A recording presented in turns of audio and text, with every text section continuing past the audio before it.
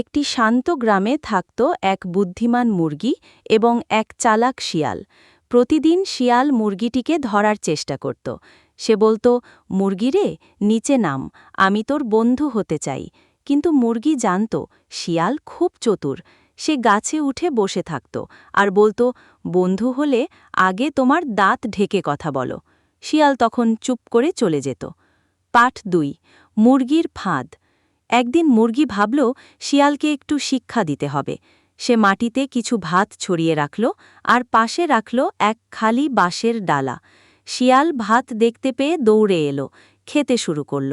ঠিক তখনই মুরগি দড়ি টেনে ডালাটি ফেলে দিল আর শিয়াল আটকা পড়ে গেল। পাঠ ৩, শিক্ষা ও বন্ধুত্ব।